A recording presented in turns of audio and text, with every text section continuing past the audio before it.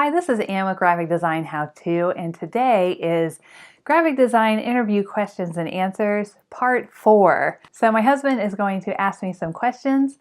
I'll give my answers as I would if I were in the interview, and then I'll give you a little bit of analysis as to what the interviewer is asking or what they're looking for.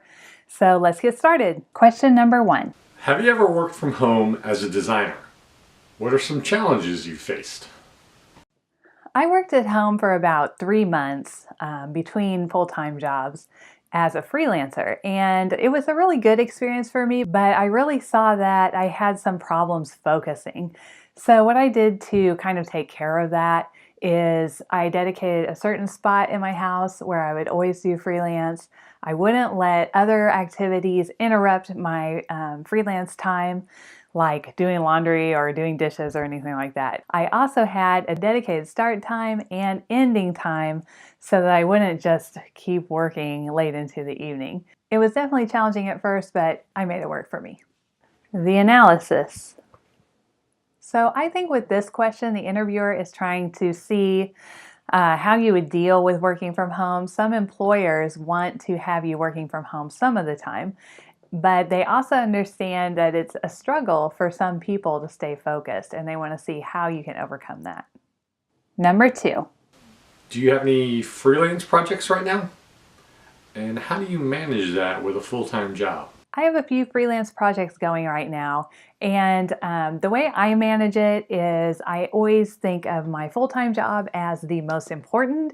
It gets top priority, and I make sure to communicate that with my freelance partners. So if I have a tight deadline with them that I'm not able to meet, I just make sure to let them know as far in advance as I can, because I won't allow my freelance to kind of spill over into my full-time work. I don't really actually feel like I'm working too much, even though I sort of have side jobs, as I mentioned, because I love doing art all the time. It's something that's fun for me. Freelance is always very flexible. I set it up that way. So if I feel like I'm getting too overwhelmed with projects, I'll just have them cut it back some. So that's how I'm able to manage my time between freelance and my full-time job.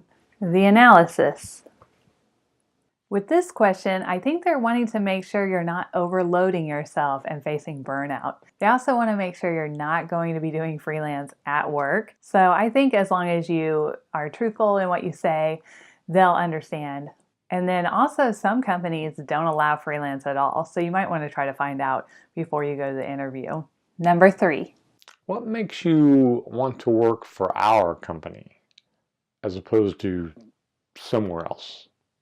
Well, I took a look at your work online, and I really think it matches my style. I really love the style of work you guys do. And I really liked what I saw as far as like green initiatives. I like your culture where you allow employees to volunteer 1 day of the month. I think that kind of thing really aligns well with my own values, and this just seems like a really awesome place to work, and I'm really excited about it. The analysis.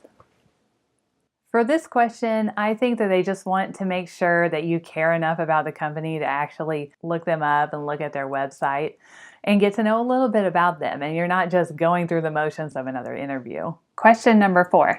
What are some of your greatest accomplishments? Well, since graduating from college, I think one of my biggest accomplishments is probably the fact that I've redone my portfolio 3 times. So that doesn't sound like much, I'm sure, but it's a lot of work to redo a portfolio. Many, many hours, but when it was finally done, I felt really proud of myself. So I do think that's a big accomplishment, because as a designer, I always need to stay fresh. And after a few years, probably everything in my portfolio is going to look at least somewhat dated. Another big accomplishment for me was my first 360 ad campaign. So we had all of these different pieces, and we had to come up with creative for all of them. Print, digital, across the board.